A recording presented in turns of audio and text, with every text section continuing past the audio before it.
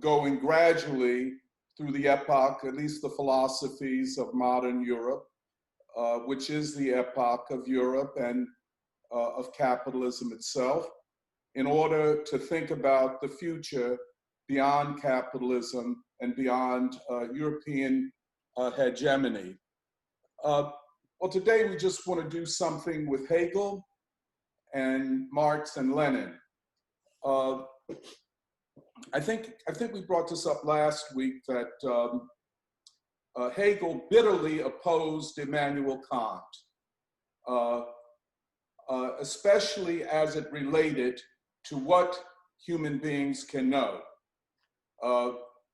You might recall that Immanuel Kant, that name is spelled K-A-N-T, said that what we can know is not the essence of things, or what he called the things in themselves, but we can only know that which is given to us, the things for us.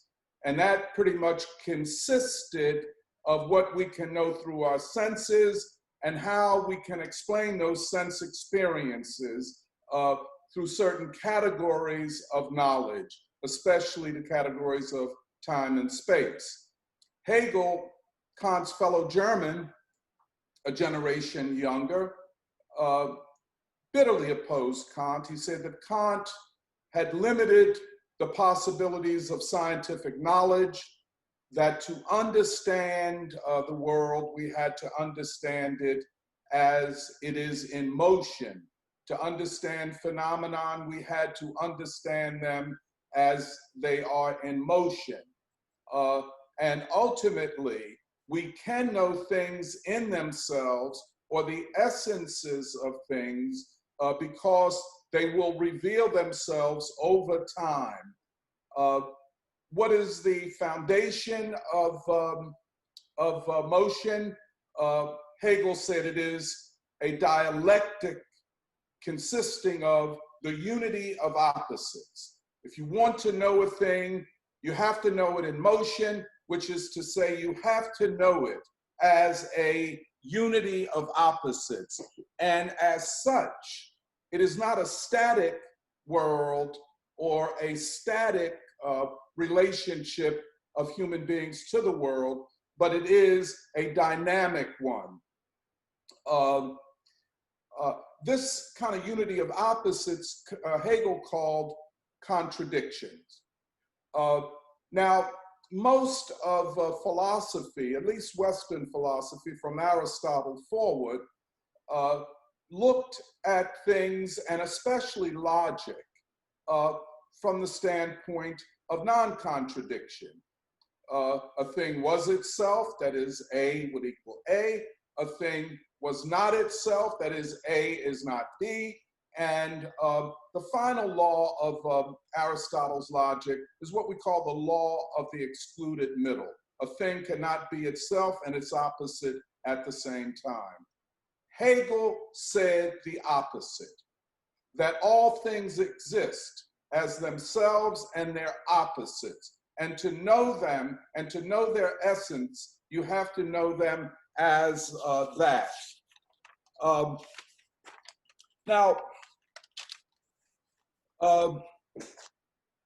So it was not just enough to talk about a thing's being, you had to talk about its becoming.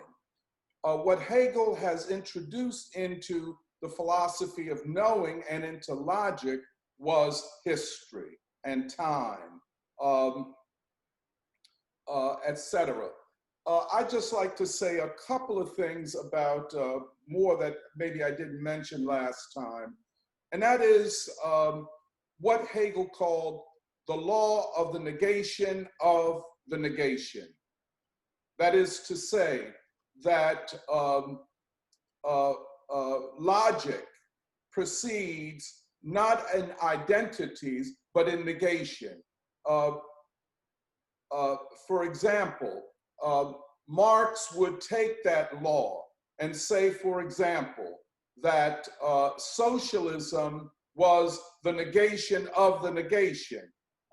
The earlier negation would be capitalism, which itself negated feudalism. And so socialism is the negation of a negation.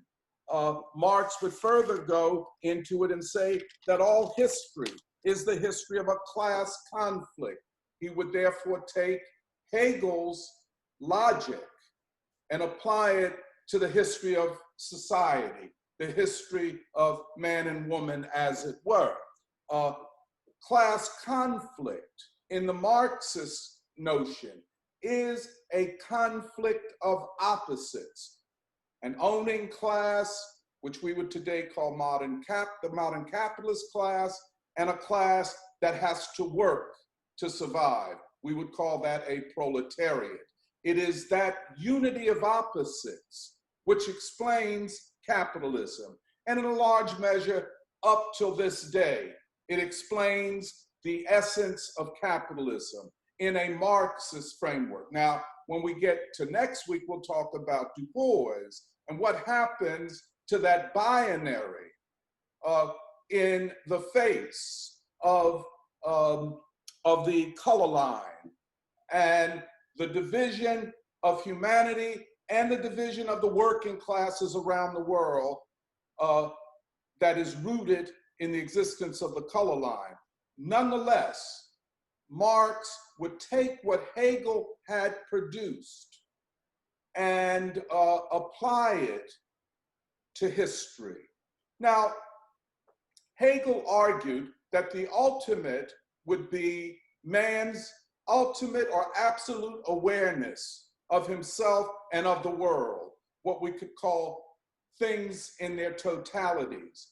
That this could only happen, he felt, when the spiritual conditions were ripe for it.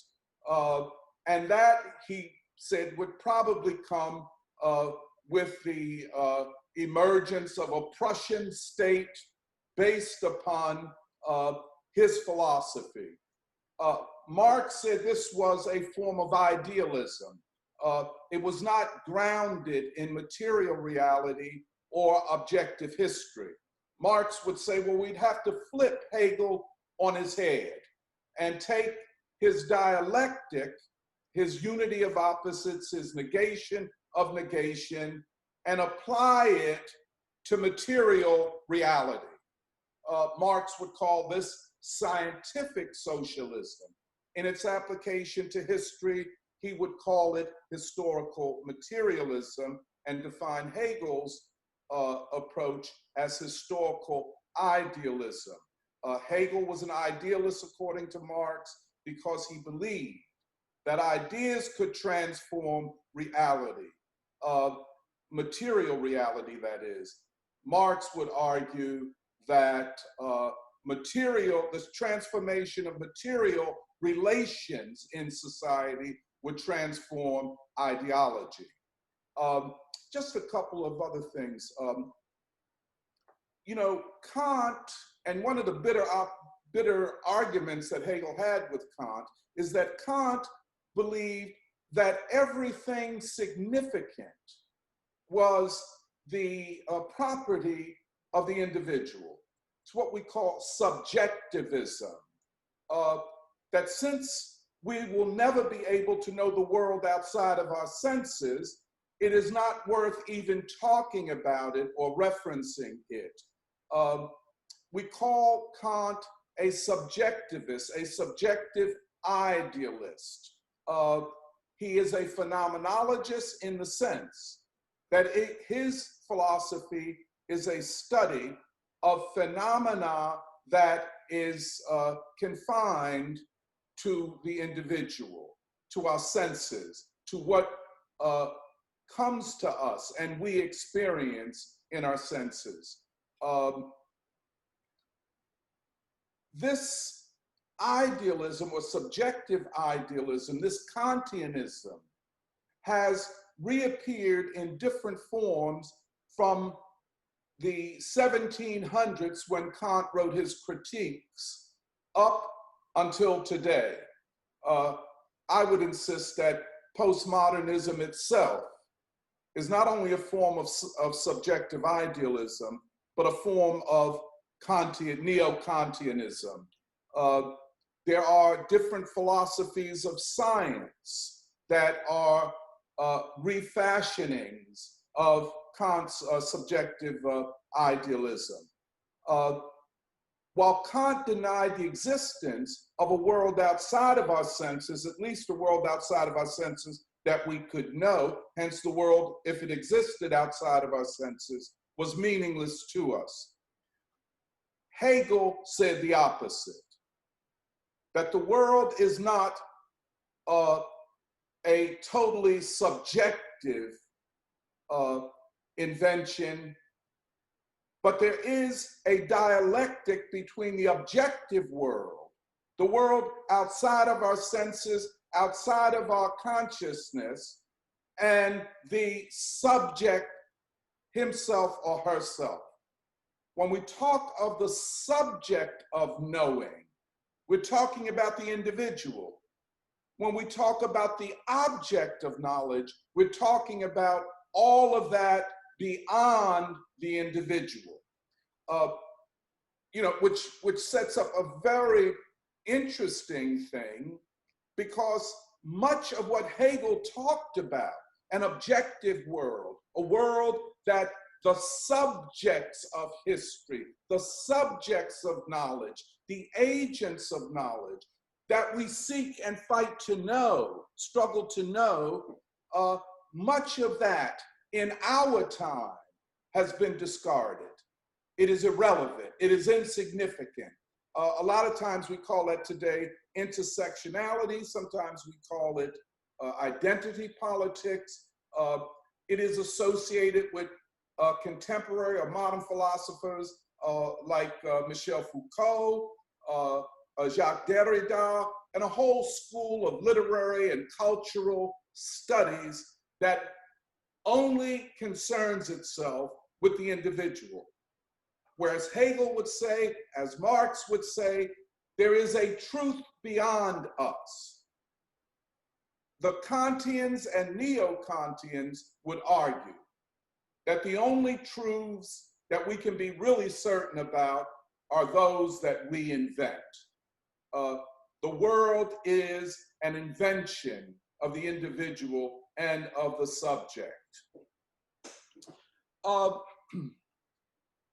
I think I already mentioned that Marx said all history is the history of the class struggle. History is an ongoing dialectic between oppressor and oppressed, the struggle for freedom and the struggle to maintain oppression.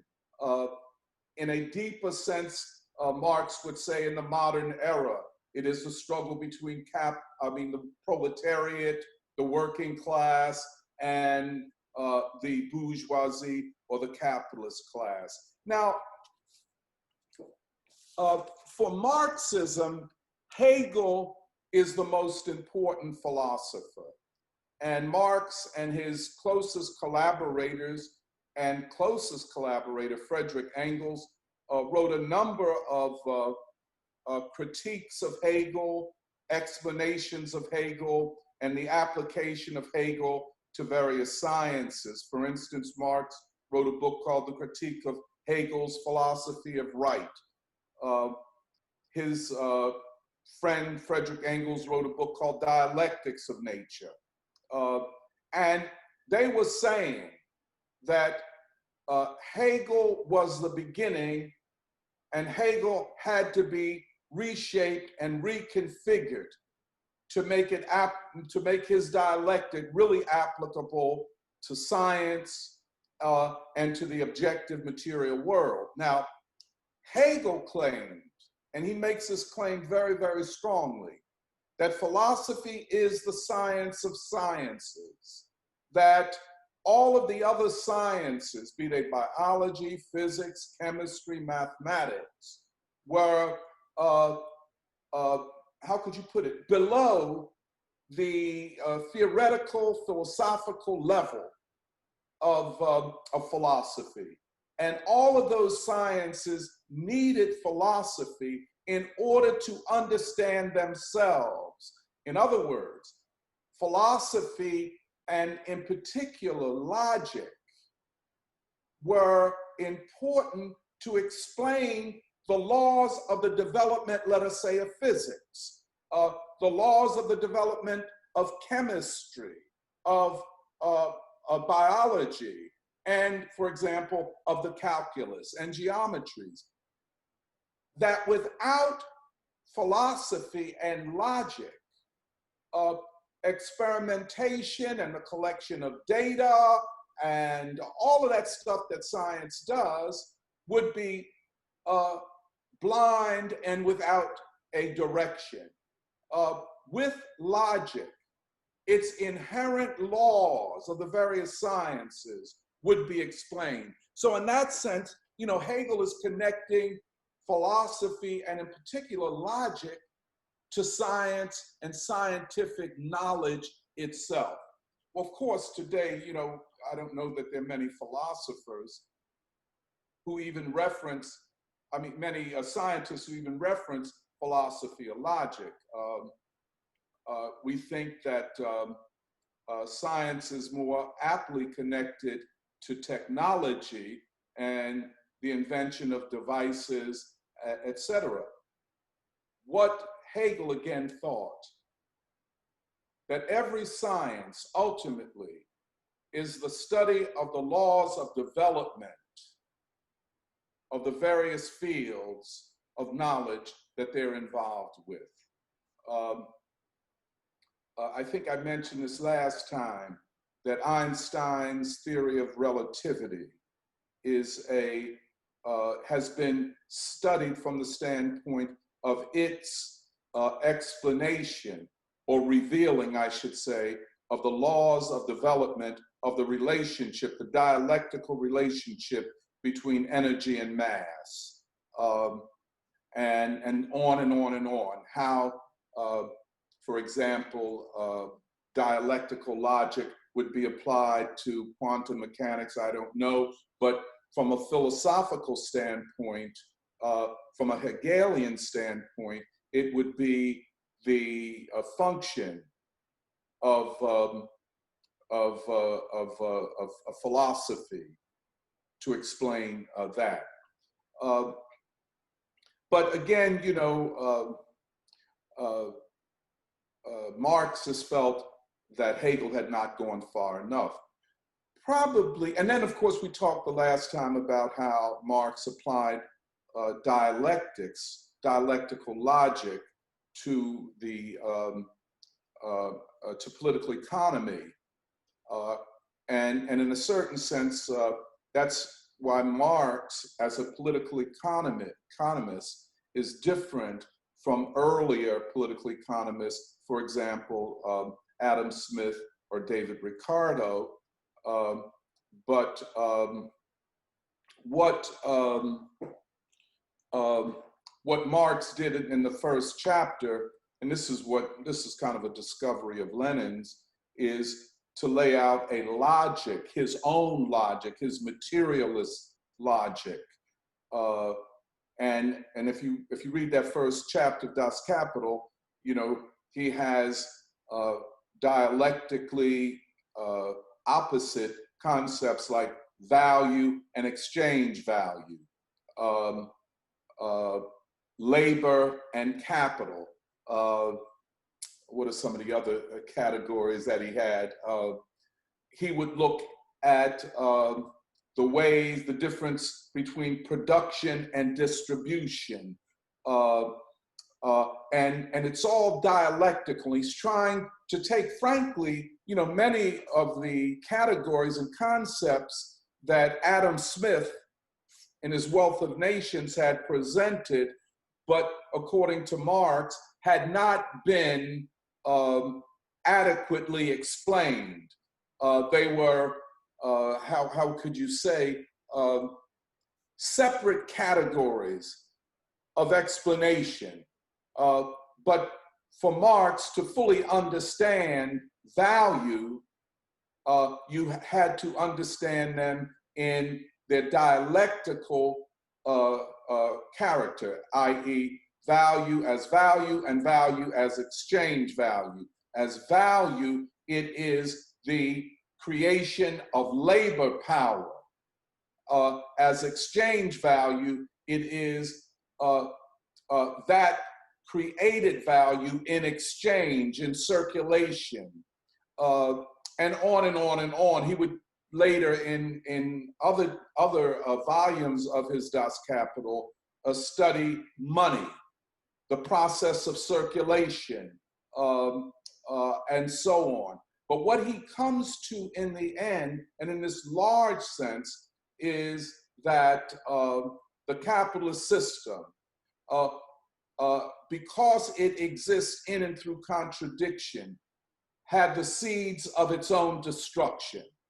That the system of exploitation, of class exploitation and class conflict were the seeds of the destruction of capitalism.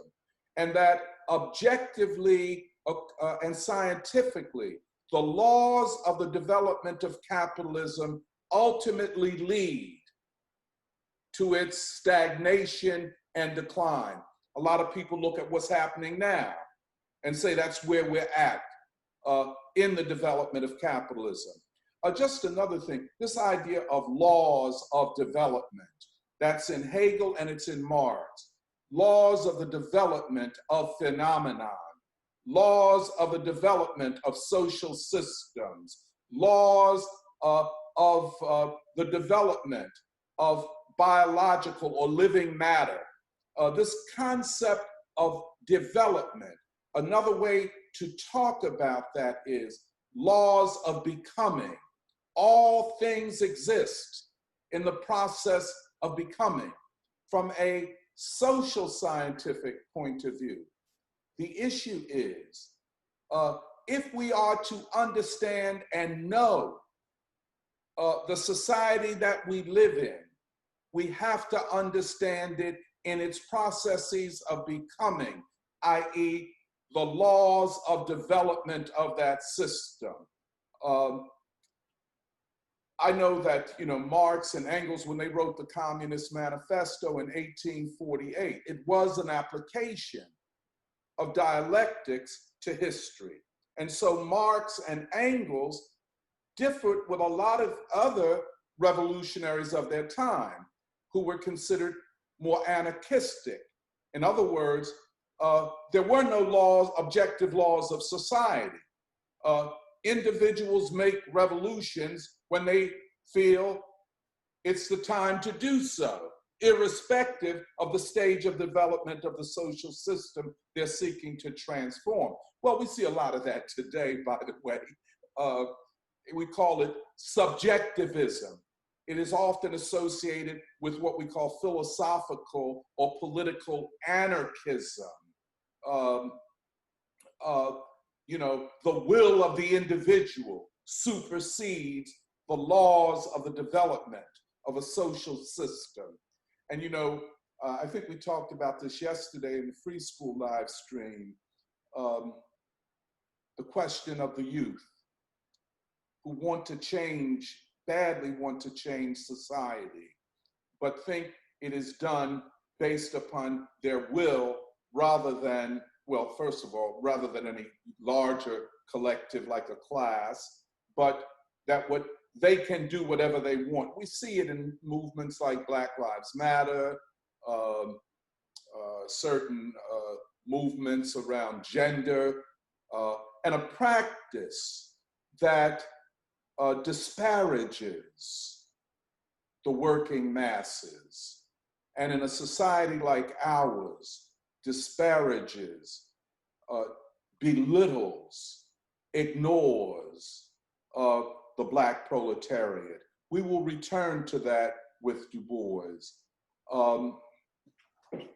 But probably the most sophisticated and mature application of Hegel to the revolutionary movement was Lenin.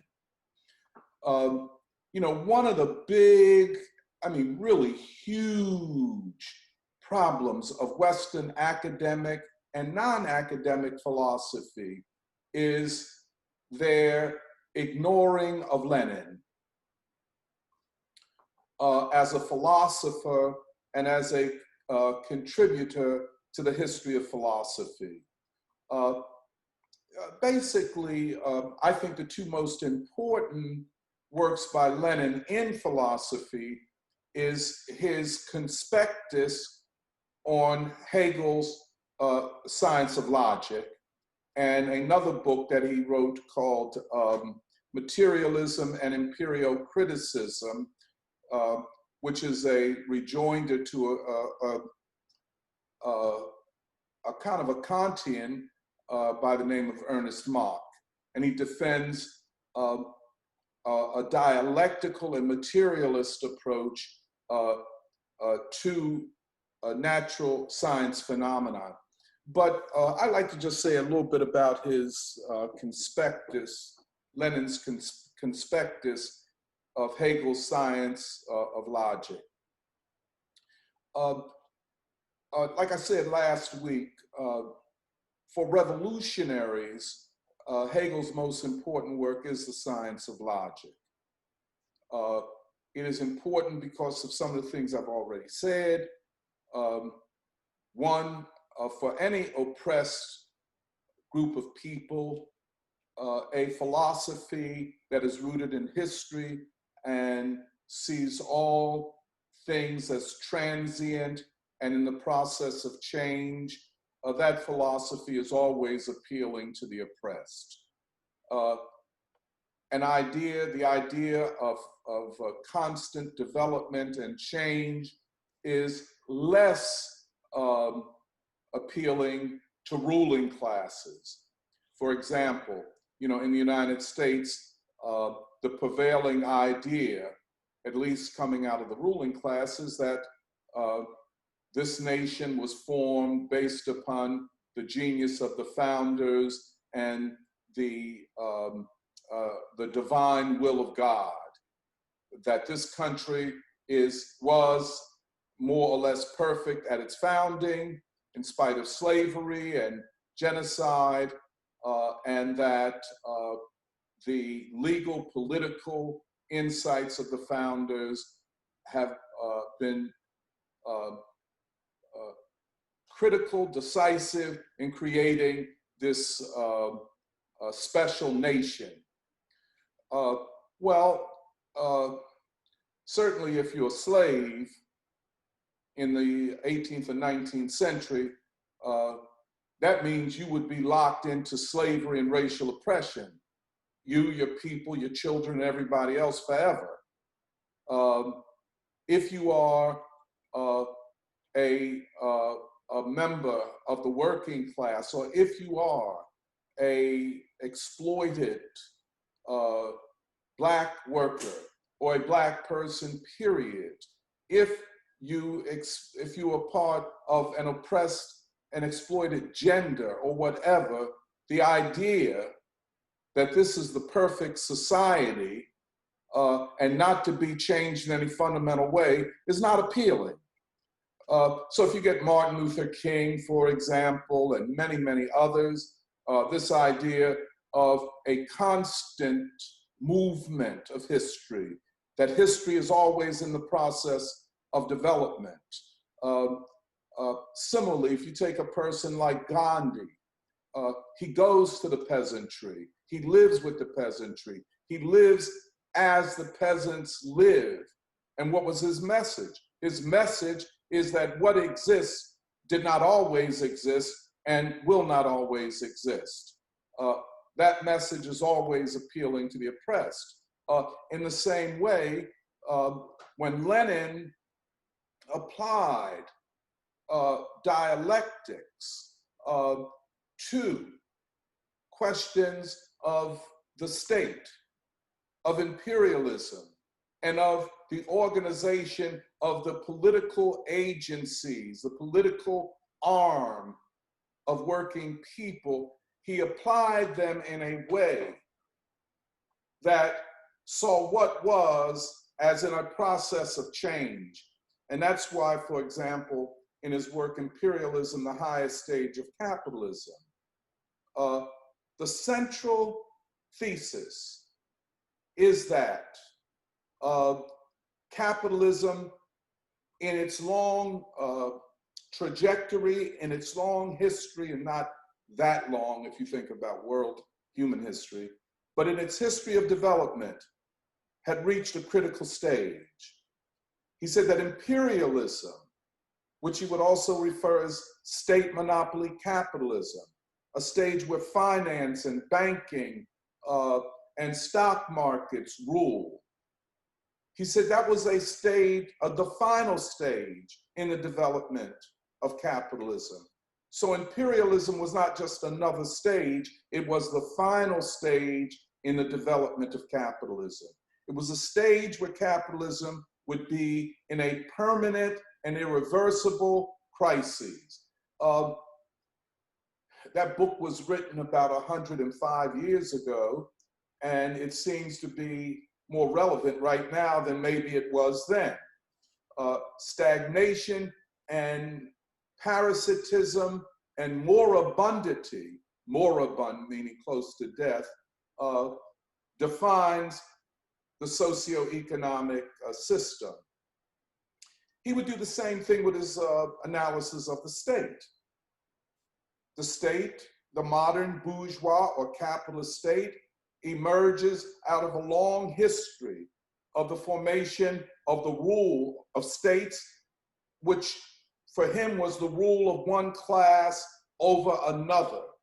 And this is very important. He would say that even if a modern bourgeois state took on the form of democracy, its essence, and here we're back to essence, which Hegel upheld, which Kant denied we could ever know. He said the essence of the state in societies where one class oppresses and exploits another is that the state is the arm of the class that oppresses. It is the arm of the ruling class, as it were. And Lenin would argue that there cannot be a revolution, a real revolution, unless the oppressed class can seize state power. Without state power, the new or rising class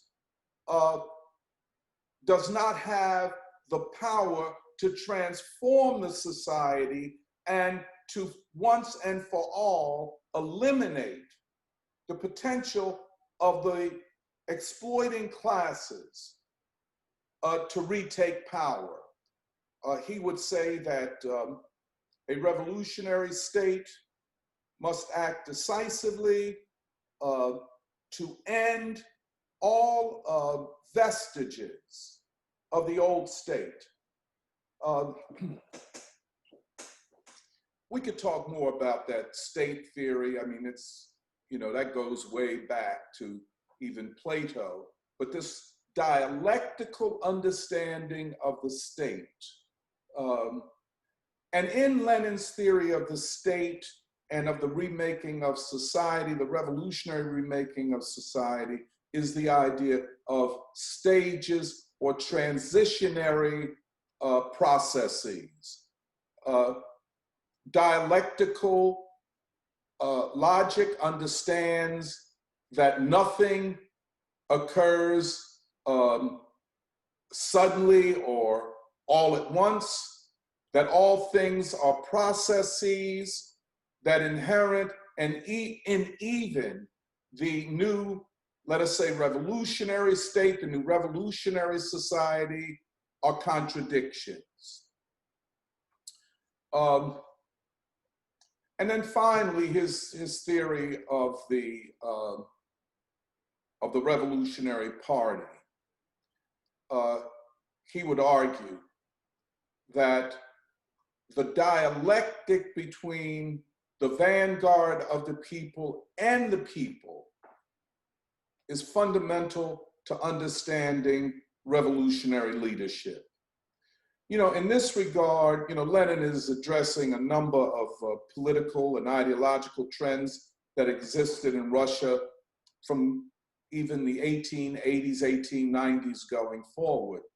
One of them was anarchism, that you can bring down the old state without the people. You can bring down the old society without the people. that a few committed militants willing to take courageous individual action could weaken and ultimately bring the state down, or at least trigger mass uprisings to bring the state down. We're familiar with like classical anarchism, the individual actor, or the small group. We see that in our time. But the less well-known would be, for example, the great German-Polish revolutionary Rosa Luxemburg, who believed that leadership would be defined by the willingness to enter the trade unions and call for general strike, dramatic mass action, and that the general strike, when it would happen, could be an effective means of bringing down the old society. That kind of anarchism, we see elements of it having arisen in the United States in the 1890s and early 20th century. We call anarcho-syndicalism. What does that mean? It is the anarchism of those who think that the unions will be the instrument of bringing down the old society. For Lenin, that was anarchism, in the sense that he believed that the Revolutionary Party must be connected to every aspect of the lives of the working people, that that party must commit itself to the long process of the development, ideologically, especially, and organizationally, of the working class. This dialectic between the Revolutionary Party and the masses is a seldom understood part of Lenin. And certainly those who believe that immediate and quick toppling of the old system is what is desired, rather than the long processes of equipping with the ideas and the politics of working people with the knowledge to ultimately bring that old system down, or to take power, and this I think is quite significant, to take power in that moment when the old ruling class is unable to rule as it has in the past. And for Lenin to guarantee that the oppressed class will no longer accept the old system, it means that a significant part of the oppressed class must be prepared not only to complain about the old system of rule, but to move decisively to change it. Let me kind of end on this. The Russian Revolution, and I guess I'll put it this way, Lenin's great crime was to have been successful in overthrowing the old regime. And the West had proclaimed the Russian Revolution from its very inception to have been a crime. Not only that the Russian Revolution committed crimes, but itself was a crime to be extinguished at any cost. For that reason, in the West, very few people have anything other than a criminalized version of the Russian Revolution and a distortion of Lenin's thinking on philosophy, on political science, on economic theory. But in line with what we're doing, his turn to Hegel is very important. And I think a big part of his genius was the application of dialectics, which is a philosophical framework, to the day-to-day needs and processes of the working people and of revolutionary change. It's another way of saying it is that Lenin becomes one of the first thinkers and philosophers to apply philosophy to freeing an entire class, an entire people from capitalist oppression. And of course, then after the Russian Revolution, we have the rise of existentialism, which returns to subjectivism. Often the existentialist will claim to have been in the revolutionary movement at one point, but became disenchanted by it.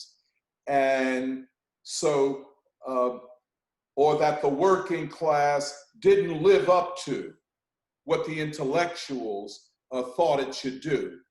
And therefore, we have to return to a study of all of the problems of, quote, modern man, which in their sense mainly meant the working class.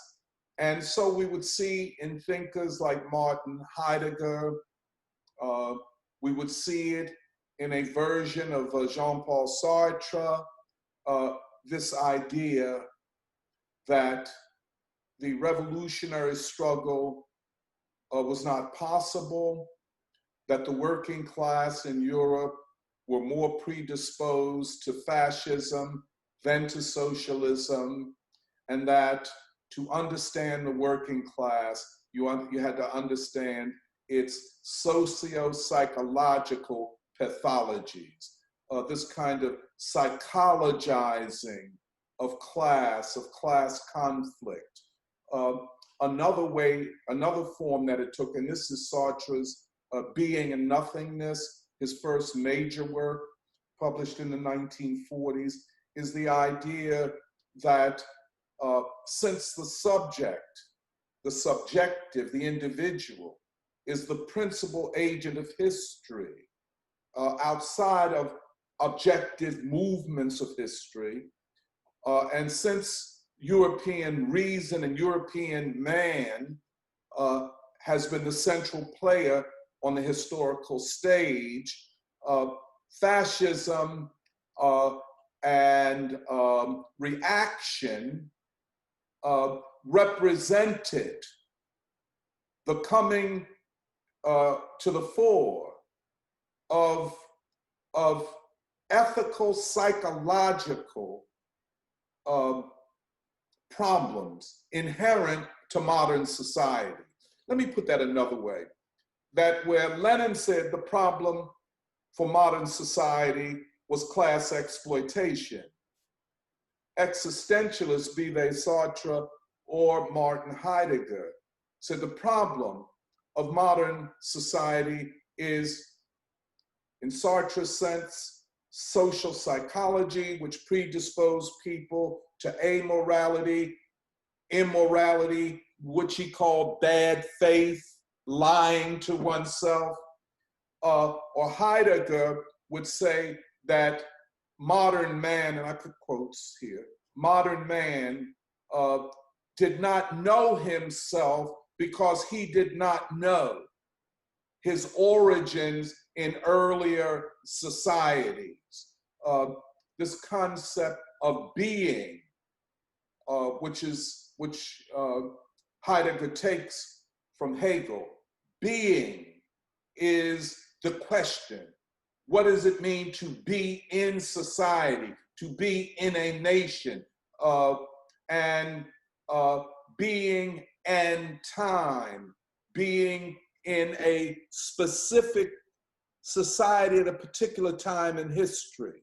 In that sense, the dynamic processes of revolutionary change are replaced with a static psychological uh, uh, cultural, temporal explanation a la Martin Heidegger, or an ethical, temporal explanation a la Jean-Paul Sartre, which then meant that the reclaiming of the revolutionary spirit that gave birth to the Russian Revolution would occur in the anti-colonial struggle and its forms of leadership, forms of theorizing, history, etc. I'll stop there, Joe. All right, so I'd like to again welcome everyone to share their comments, responses, questions, other things in the comments section of the live stream. But I'll start with maybe some questions. Well, first, I think maybe just generally it would be helpful if we discuss some of the historical context. I mean, basically, the period you're discussing is roughly 100 years from Absolutely. 1840 till the end of World War II in Europe. And we discussed last week about the role of the French Revolution in informing the ideas of thinkers like Kant, Hegel, and you mentioned again today. Could you say a bit about Marx and what were some of the political events he lived through or was engaged with, and then perhaps, I mean, of course, Lenin is engaged with the Russian Revolution. What was his thinking or the impact of the other events in Europe on him as a philosopher or ideologue? That's very interesting, and as you point out, you know, Kant and Hegel were supporters of the French Revolution. Kant supported the left wing of the French Revolution, the Jacobins and Robespierre. I don't know exactly what wing of it Hegel supported. Hegel was born in 1770. So by the time of the French Revolution, he's in his late 20s, early 30s. But I think the Achilles heel of Hegel was that he abandoned the revolutionary spirit of the French Revolution and went with Napoleon. I think Hegel's philosophy of history was tied up with a great man theory as well, that a great man could alter the spirit of the time. But then again, neither Hegel nor Kant were talking about the type of revolution that Marx and Lenin would ultimately talk about. Now, of course, after the Napoleonic Wars and turmoil in France, and this idea of bringing back a monarch or something that looked like a king, and all of those struggles, in the midst of that, probably inspired by the spirit of the French Revolution, a new form of working class struggle emerged throughout Europe. And 1848 was a high point of that. So Marx and his colleagues and followers saw themselves as reclaiming the spirit of the French Revolution, but in their case, the left wing of the French Revolution, including Robespierre and Babu. Now, there was another revolution occurring at the same time of the French Revolution, and that was the Haitian Revolution. And I don't believe that Marx and his followers saw any direct connection between the French Revolution and the Haitian Revolution, or as some would have it, the Haitian Revolution and the French Revolution, because Du Bois said that the French Revolution was a byproduct of the resistance of slaves and non-property owners in Haiti. And that the French Revolution created space and opportunity for the Haitians to deepen the resistance, ultimately leading to the Haitian Revolution of 1804.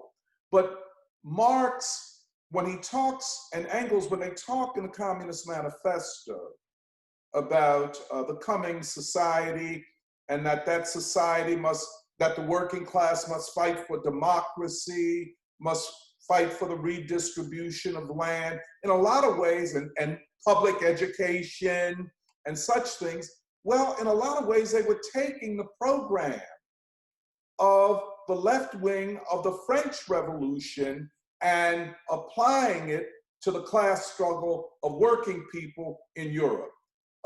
And they would continue that, as would Lenin. The backdrop is the French Revolution always.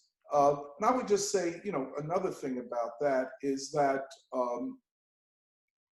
I think that Marx and Lenin were ultimately thinkers in the spirit of the Enlightenment, of course, the left wing of the Enlightenment,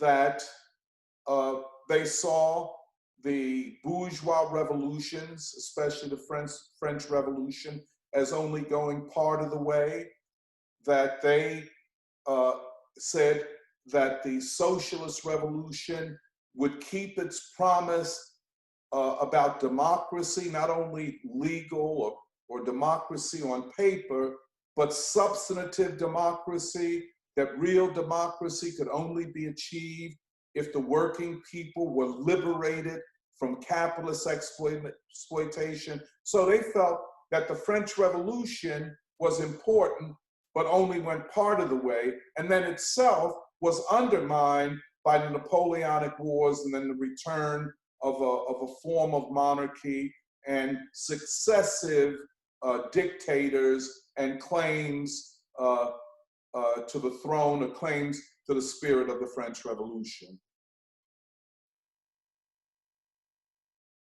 Right, and I think also adding a bit onto that is that the significance, as you were saying, of Marx and Lenin for the oppressed in other parts of the world outside Europe is that they were some of the major thinkers who are starting to become critical of European colonialism and policies towards non-European peoples. Perhaps maybe you could say a few words about the relationship of Marx to or his positions on the some of the things that Du Bois read about the U.S. Civil War, the transatlantic slave trade, India, and then of course you mentioned Lenin's imperialism and the relationship that he would have to the anti-colonial struggle. I mean, there's an interesting dynamic about that they're coming out of the European Enlightenment. As you said, they represent the left wing of the European Enlightenment, but there's a degree of, or a large degree of a criticism of the project that's emerged out of the Enlightenment. Yeah, keep on talking, man. Sure. I mean, I just, I mean, I think that's part of the reason those two thinkers are important for a lot of the things we've been discussing at the Free School, and generally, as you were saying, for thinkers outside of Europe, whether it's Gandhi, Du Bois, or the various communist movements that were formed in the world. Keep on going. I don't mean to cut you off. Yeah, I mean, that's basically. I just wanted to raise that.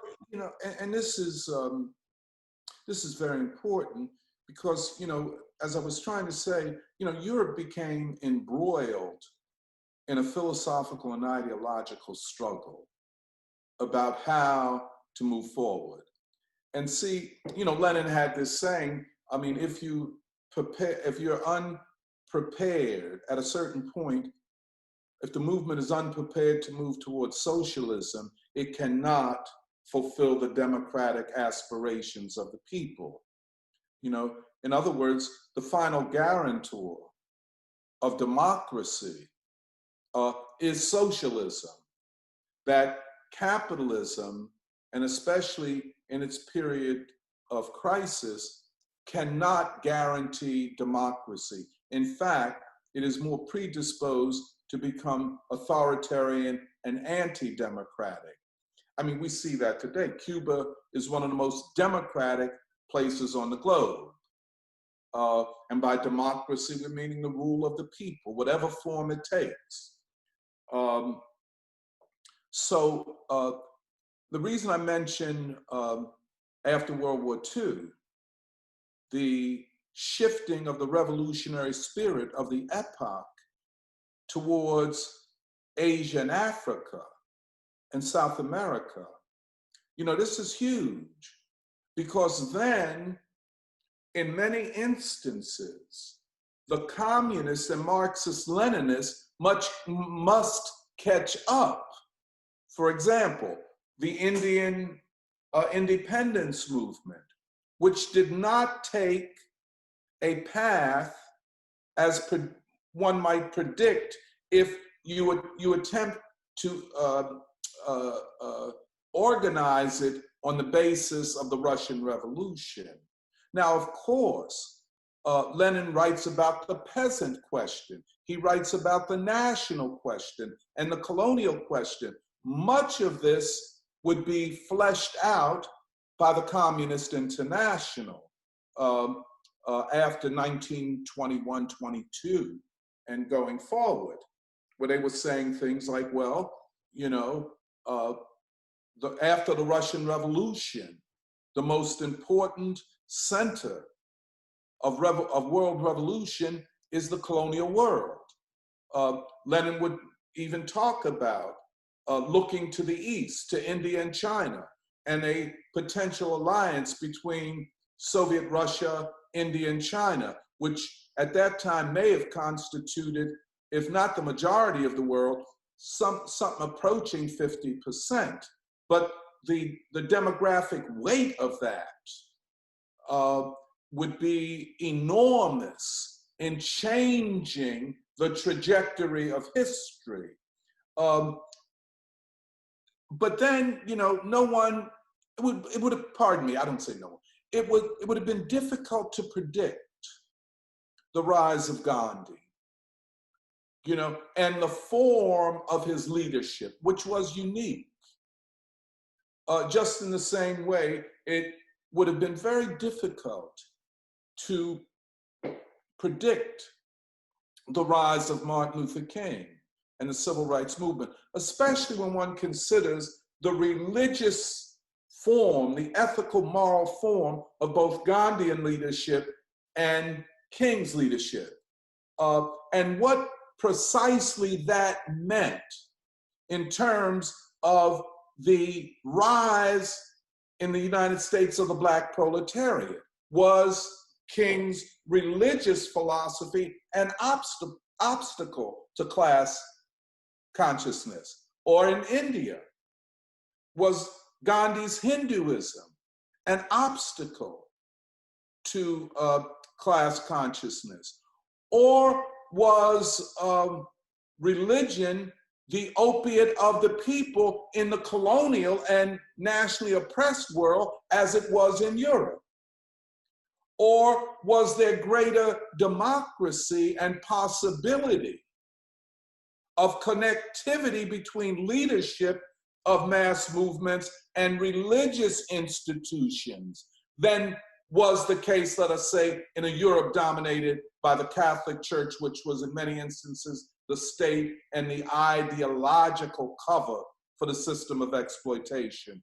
So what from 19th and 20th century Marxism and Leninism could be applied, and how it would be applied became the test of communist parties, especially in the era when Europe, it seemed, had exhausted its revolutionary potentiality, and that still remains a big question, as you know. I'll stop there. I don't want to talk too much, Joe.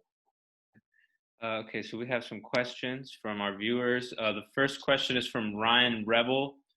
He says, how are we to slowly and deliberately equip the working class with the knowledge requisite for revolution when many oppressed people share a healthy mistrust of grand social theories, and when knowledge and education are so repressed by the ruling class, both through ideological warfare and the choking of resources for education?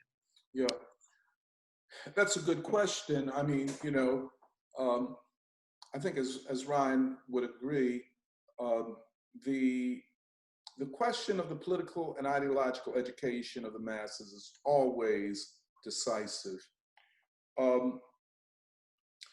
I think for us in the United States, the great example that we must learn from and not try to imitate is the great civil rights movement. And, you know, the thing that I've always, or I've grown to be impressed with about Gandhi and King, about the Gandhian movement, and the King-led civil rights movement, is that the leadership went to the people, lived with the people, provided examples for the people, and in so doing,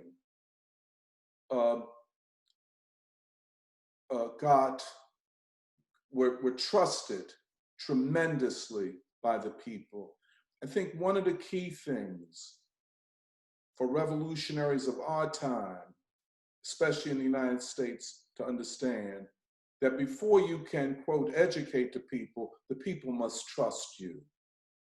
And all kinds of performances and so on, much of the time for the media, does not garner trust.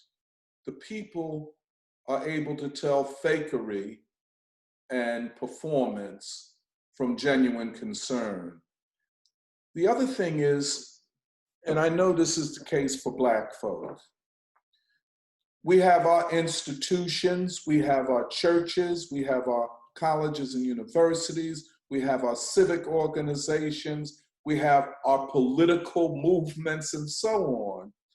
And these are of long standing. And I know that one cannot unite with the people while disrespecting their institutions. So how do revolutionaries establish and sustain organic relationships with the people? Is a big question. And that's something that must be learned. You're not born knowing how to do that. Philadelphia is very different from Detroit, Michigan. I haven't been in Detroit in a long time, but I don't think the way they do things is exactly the same way we do things here. Here we have neighborhoods and closely knit communities. And then we have churches. So it is not so much the Leninist theory of revolutionary ideas coming from outside of the working class. I think people have seen changes in their own lives. You know, the life of Muhammad Ali still factors huge in the thinking of Black folk. His resistance to the war in Vietnam, people loved and trusted him because he was prepared to sacrifice for principle. You know, Islam, and you know this, Joe, in the Black community is so different from Islam in many parts of the world. Now we have some Sunni Muslims that practice a kind of traditional Sunni Islam. But if you look at Black folk, we're more like Sufiist. And there's an overlap of Christianity and Islam, the Bible and the Quran, but all directed to uplifting a people who are constantly put down and vilified. So we have to factor all that in. I think, you know, that's why, forgive me if I'm talking too long, Ryan, but that is why unless you can factor in King and Du Bois and Baldwin, you can't get it right in this society. and then factor it in such a way that unites all democratic forces with that force that has always led in opposition to oppression, and that's the Black proletariat. That's the challenge, I would say. Great. We have a related question from Jacob Harris. He says, in terms of the Revolutionary Party, does the Revolutionary Party assert higher morality and influence the people? Guess I'm confused because there is a need to be deeply connected to the people, but how is the Revolutionary Party supposed to interact with the ideas of the people, whether they be ideologically clear or not? Yeah, great question, Jay. And this is, what is a party, first of all? A party can take the form of a democratic centralist party. A party could be the Southern Christian Leadership Conference. It doesn't call itself a party. A party could be the Civil Rights Movement, which is a united front of activists and movements from different parts of the country, different parts of the South. At this point, I think, Jake, and you can respond, I think that something different than the traditional Bolshevik or Leninist form of party organization and party interaction with the masses will be called for. It's no less disciplined. It's the other thing is people are far more educated than they were in the time of the Russian Revolution. You only had a very small part of the population who were educated or intellectuals, and even a smaller part of them who were revolutionary intellectuals. I think today, people are far better educated. People know what they want. Oftentimes, we just don't know how to get there yet. So I favor a movement of the type led by King. And I didn't think that movement was any less sophisticated and ideologically developed than the Communist Party. I was a member of the Communist Party. It was great back then. I'm especially, as you know, I'm especially indebted to Henry Winston, his notion of realignment, political realignment based upon united front, that the people, and especially Black folk, and I say more so now than ever, have a consciousness and a political education where they know what they want in a lot of ways, and everybody doesn't want the same thing, and are seeking ways to unite themselves in such a way as to achieve that. And of course, the great problem, Jake, for our people are the machinations of bourgeois politics and the machinations and distortions of the media, which makes our job a bit more difficult, but we always have to get as close to people and stay close to people as much as we can, not allowing ourselves to be taken off in reckless directions or in directions that submit to the ruling class. That's the way I would look at it, Jay. All right, great. Ryan Rebel wanted to say thank you so much for your insights. We have another question, I guess moving ahead to the existentialists.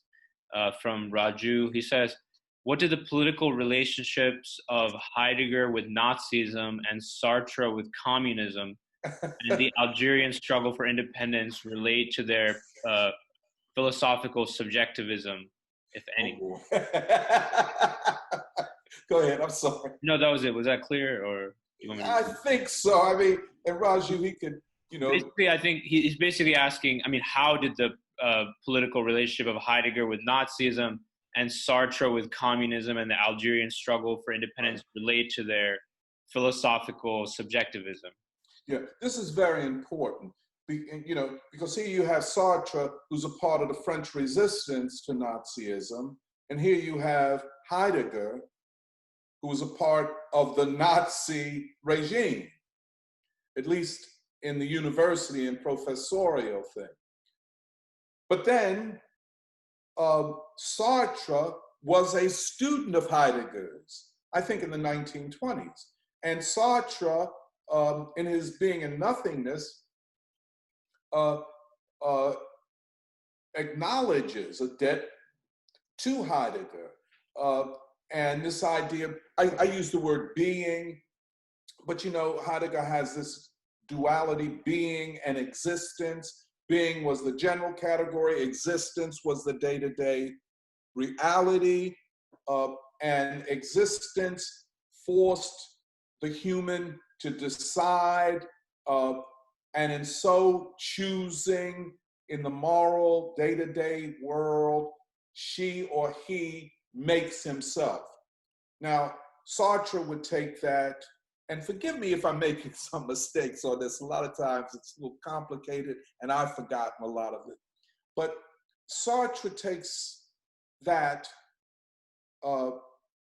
idea of the individual agency, the existence, to the question, and he's writing during the time of the Nazi occupation of France.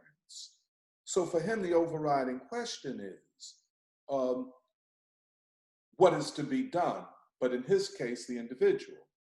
He said the individual could act in good faith, which is with moral integrity, or he or she could act in bad faith, which meant to abandon any principled moral stance. And by bad faith, he meant collaborating with the Nazis, because there were a lot of collaborators. Good faith is resistance to Nazism. On the other side, Heidegger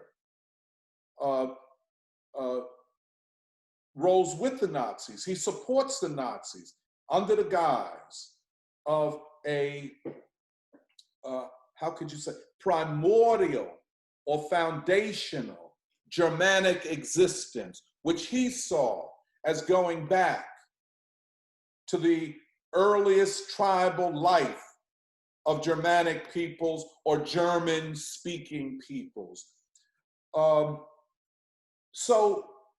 Heidegger's, and here's where ideology intersects with philosophy.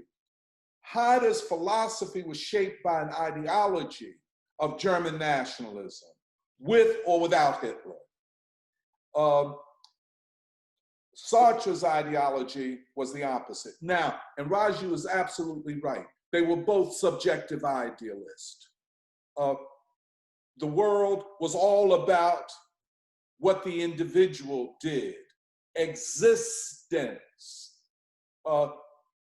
placed upon us great challenges of being. And, I would say that. Now, see, and then there was communism, of course. And the communists and Sartre were predisposed to unity because ideologically, they were both about the struggle for freedom, and really, freedom in their terms meant at that time the preservation of bourgeois democracy against fascism and authoritarianism. I think that's the best that I could explain it right now, but I think it's a great question. Yeah, I think I wanted to follow up a little bit on it, talk about this the existentialists a bit more. Yes. You'd mentioned how Lenin has a very important, perhaps we could say almost close to singular impact on Yeah. Western political thinking, in the sense that a lot of it is meant to obscure his ideas, or refute his ideas, or ignore his ideas. So would you say that the existentialist movement, in a lot of ways, is a reaction to the Russian I Revolution would and say so. to Lenin? I mean, would you also include the postmodern turn and all of that as a reaction? Yeah. Yeah. In fact, Sartre, and I think he was serious when he made these statements, because, by the 1960s, he's more radical. And he's writing a book, I think it's a great book, A Critique of Dialectical Reasoning. At that time, he's in the French Communist Party. Uh, and by that time, he has already been through the solidarity movement with the Algerian Revolution. So he goes from what he said that Being in Nothingness, his first great book, was written from the standpoint of the petty bourgeoisie. And probably he was right. I think I would have to agree with him. Uh, but and that's an important book in other ways, I have to say. But I think he discovers that that the path of existentialism, the focus upon the individual, the subject as the individual, um, could only resolve certain problems as they confronted the individual. But what about society as a whole? What about the anti-colonial struggle? So his experience in the anti-colonial struggle, his discourses with Black writers and thinkers like Frantz Fanon, his becoming acquainted with the centrality of the color line. And I think his Critique of Dialectical Reason is the only great philosophical work in the Western, really 20th century tradition that has a full exploration of racism as a philosophical question from the European standpoint. You know what I'm saying? So one has to, I think, look at Sartre as a radical, constantly in movement and in motion and shaped by world events, and in particular by the anti-colonial struggle, by the way, the struggle of the Vietnamese against French colonialism and the struggle of the Algerians against French colonialism. And indeed, it seems to me, and forgive me if I'm too blunt in saying this, I think the nihilism, the pessimism, the recklessness, and frankly, the garbage of the European 20th century petty bourgeois thinker is brought to the fore in contemporary postmodernism. It is completely irresponsible. It is completely without a, how could you say, a force to keep it responsible to something besides itself. One of the things that's very frustrating is that it would have been difficult for a postmodern movement like we see today to get the type of traction that it has had there been a civil rights movement and a leadership that focuses upon mass resistance and freedom. And so, yeah, I would say, and of course, we didn't mention, and we haven't talked about it much, of Friedrich Nietzsche, Man and Superman. There is no moral foundation for anything. God is dead, which is another way of saying purpose in history. An imagination of a greater possibility. There is no arc of the moral universe. There is no truth. And so where does it leave humanity? Where does it leave humanity? Because none of these things are possible. Change in a significant way. Democracy for the people can't even be thought of. And that's ugly in my opinion. We have a comment from Colin Clement. She says, could you elaborate on how existentialism is a reaction to the Russian Revolution? In my limited education, it was understood only as a reaction to the horrors of World War I.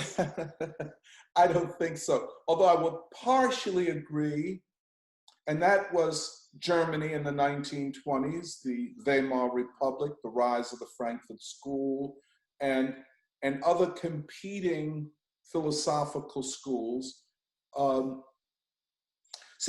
Indeed, the existentialist movement, the surrealist movement,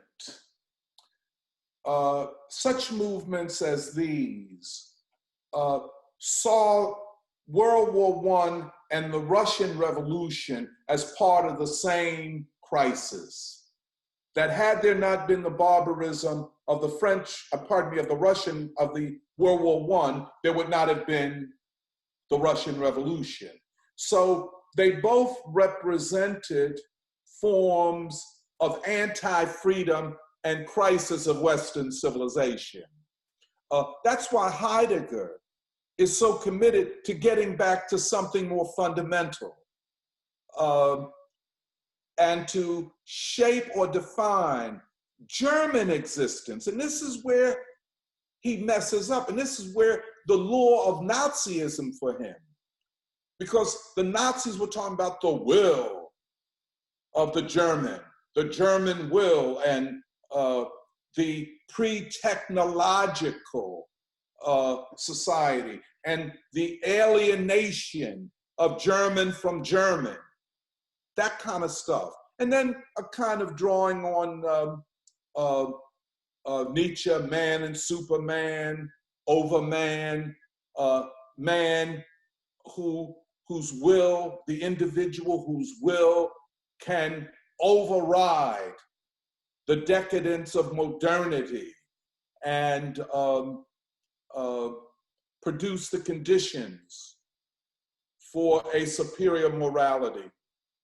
I think indeed the Russian Revolution and World War I was seen as a part of the same thing, the same crisis, and existentialism and surrealism and all these forms of psychologism in the Frankfurt School, the return to Freud, and that's, this Freudian Marxist theoretical alignment, Herbert Marcuse, for example, the turn to a, quote, critique of culture. All of these things are ways to try to explain the collapse of Europe. And just like you said, Joe, that's what we see now. How to explain that Europe is falling behind Asia. And if Europe is falling behind Asia, how long will it be before Africa and Asia realign in a re-civilizing of humanity? So yeah, man, that's the way I would put it. All right, we have another question from Vincent Kelly. He says, thank you for this lecture, Doc. I'm curious what you think of the impacts of the French Revolution from a civilizational and religious perspective. This quote from conservative thinker Edmund Burke, directed at the French revolutionaries, come to mind. The quote, you began ill because you began by despising everything that belonged to you, end quote.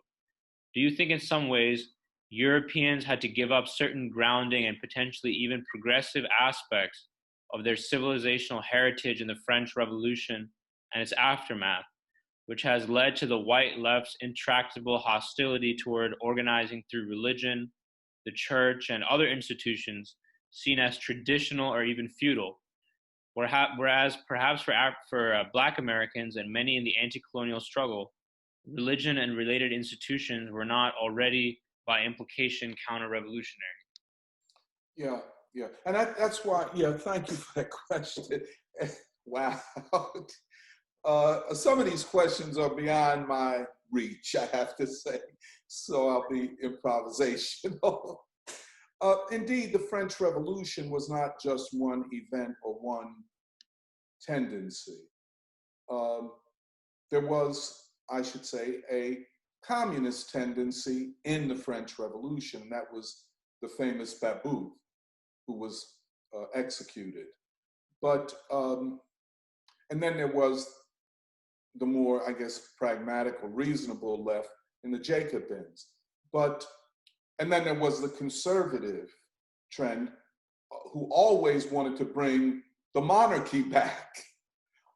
And eventually, after the Napoleonic Wars and the period of chaos, I think in the 1820s, 18 teens, they did bring the monarchy back in a kind of British parliament and royalist thing.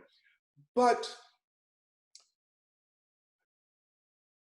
see, the question of religion ultimately is a question of ideology, especially when it is institutionalized as the state.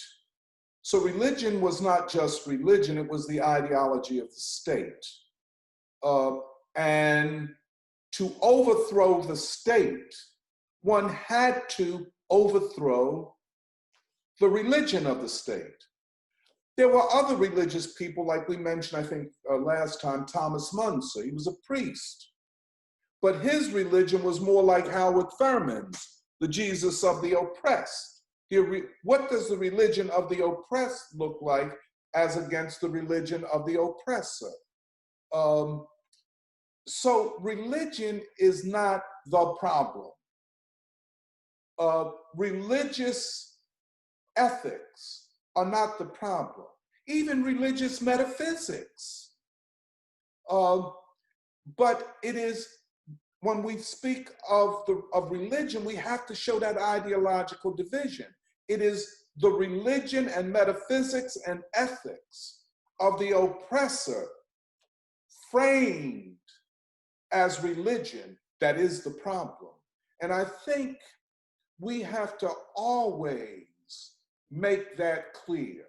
Even within the African American religious tradition, church tradition, there are radical trends, I mean, really radical trends in the abolitionist movement. Such people as John Brown, you know, the foundation of his thinking was the Old Testament, an eye for an eye, you know what I'm saying? The great white abolitionist Theodore Parker, the arc of the moral universe is long, but it bends to justice. All of which had a tremendous impact upon Frederick Douglass and other Black abolitionists. And of course, I mean, how do you explain a Martin Luther King? I mean, who was talking about a new synthesis of all religions, his pilgrimage to nonviolence, you know, the pilgrimage to Hinduism, that Howard Thurman and his wife Sue Bailey going to India. I mean, that's such a beautiful, not just gesture, but the substance of it, because they saw in Gandhi the religion of the oppressed, you know? I think, but then, you know, within the Black church, you got some real conservatives, you know, who want to make the question of religion all about religion, you know, which is all about the afterlife or all about living as good as you can under existing circumstances. Those type of people bitterly oppose Martin Luther King. And that's why, if you know, the Southern Christian Leadership Conference formed out of the National Baptist Convention because there was not enough space in the National Baptist Convention, the largest church organization among Black people, for Martin Luther King and Ralph Abernathy and Shuttlesworth and those Black preachers who wanted to overturn the racial system in the South. So that's what I would say. Religion is more about ideology, connection to the masses, connection to struggle. I think bringing it a little bit back to Europe and particularly to Heidegger, can you, maybe shed some light on this whole phenomenon of fascism that emerges in this time? Again, something very relevant to today. European fascism in the 1920s and 30s, Italy and Germany, and its philosophical roots and its philosophical concepts.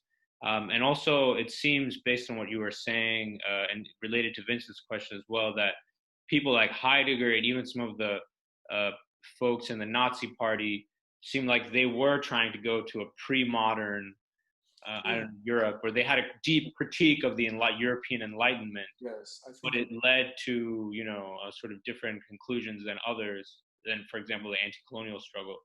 And I think even Du Bois in Color and Democracy talks about how there may have been a democratic impulse in some ways at the heart of, German fascism, for example. But anyway, maybe you can discuss fascism. That's something I think everyone is interested in. Yeah.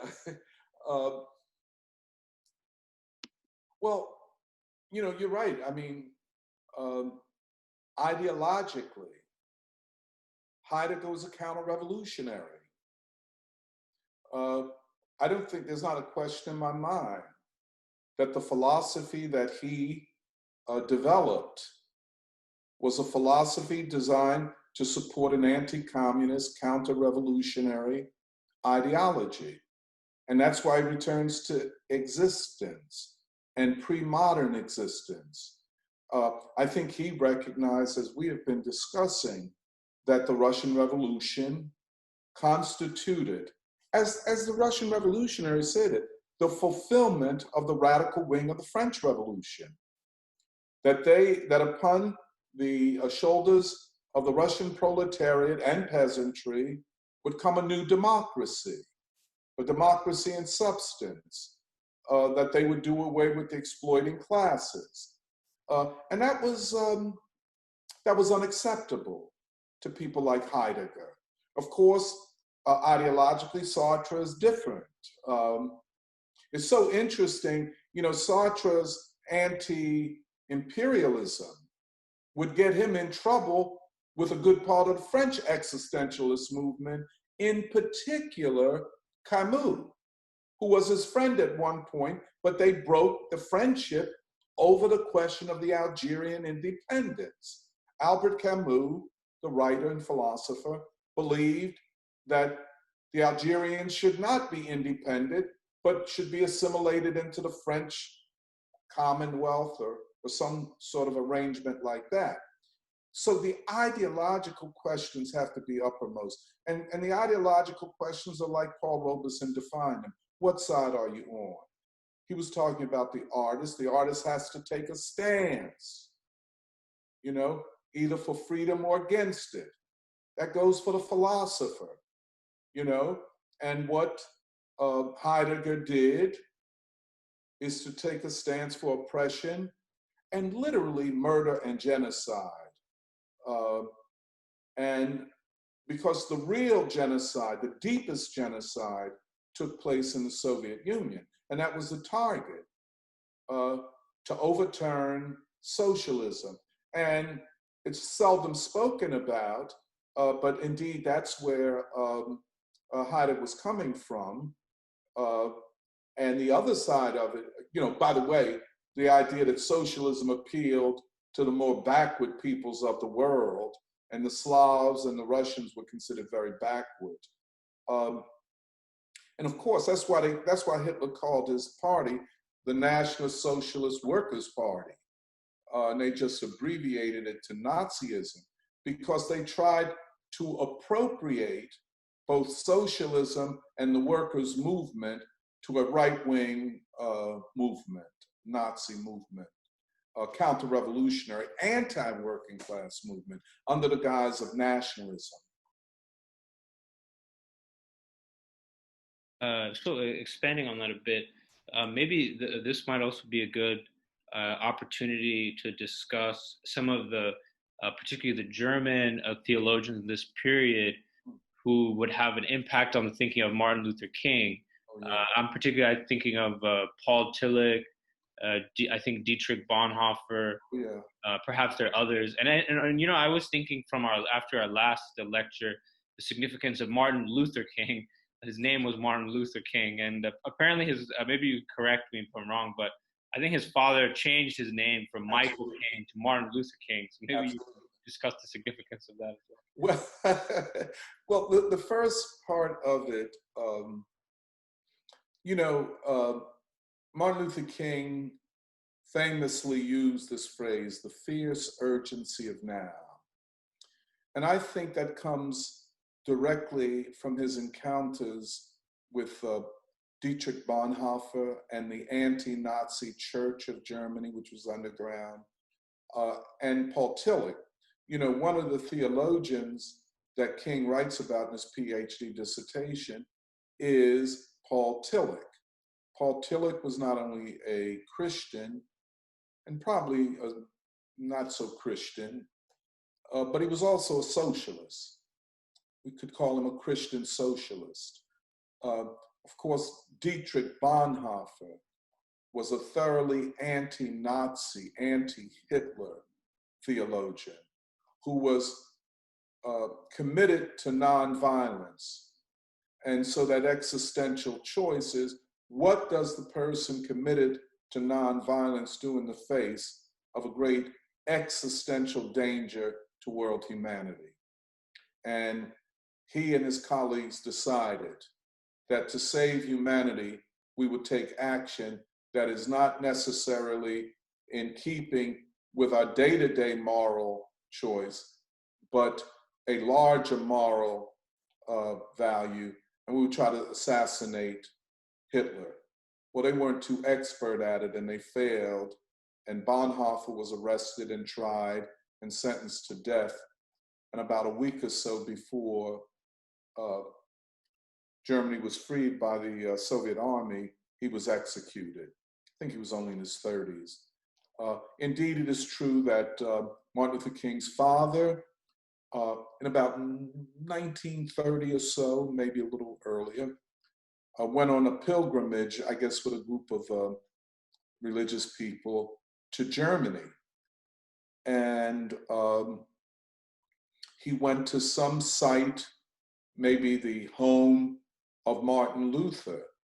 And it was at that time, and I don't know all the conditions, what he was going through, but he decided that he would change his name from Michael King to Martin Luther King, and that his son, his namesake, Michael King Jr., his name would be changed to Martin Luther King Jr.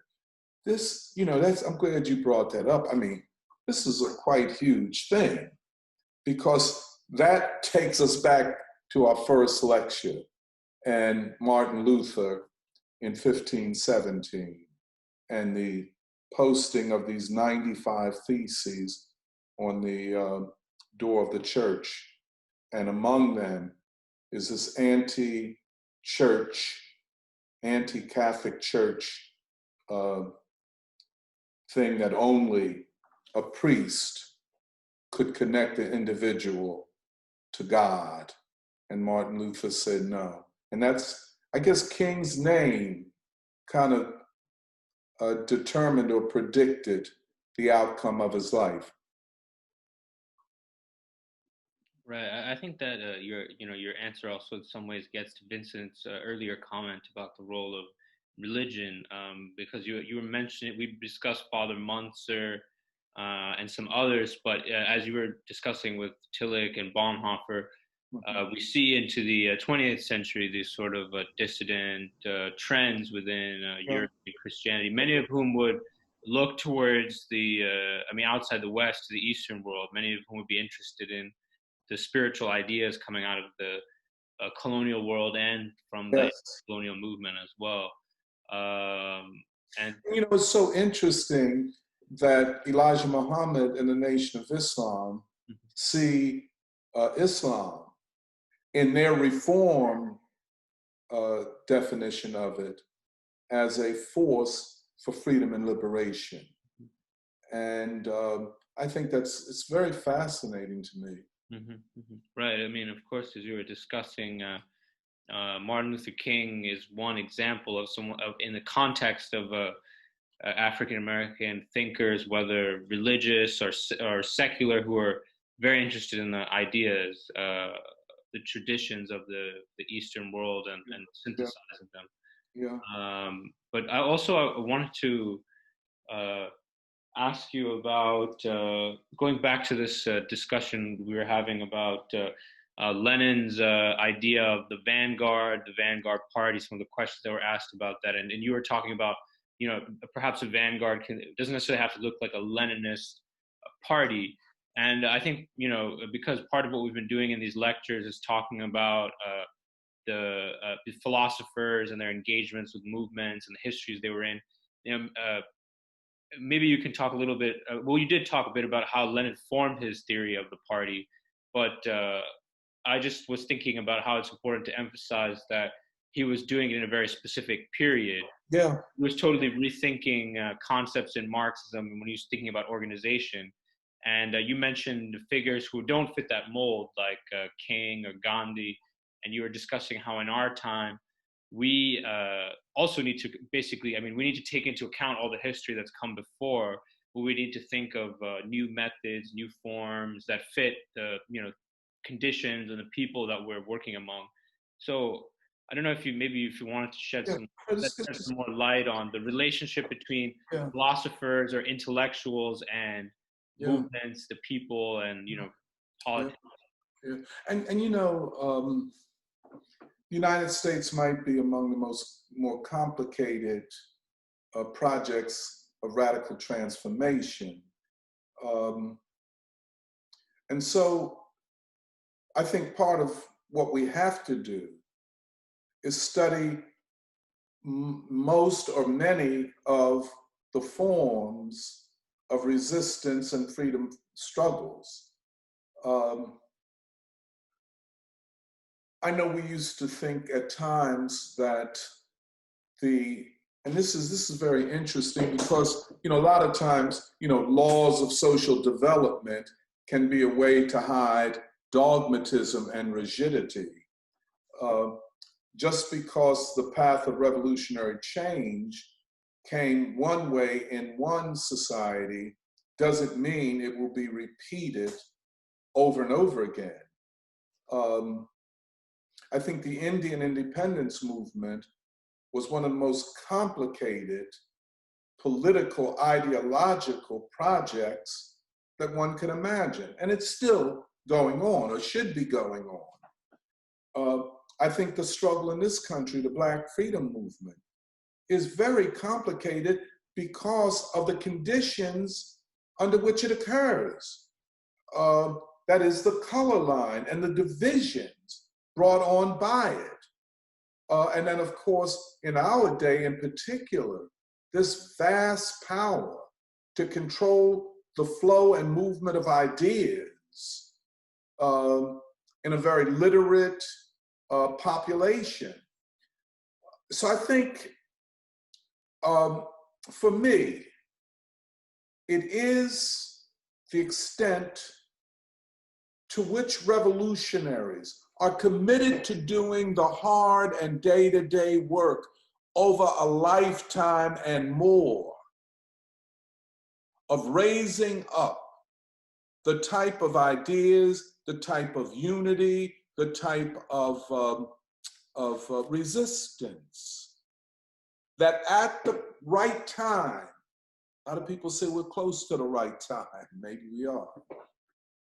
The people, in the name of democracy and the people, can take power. And that's the ultimate test.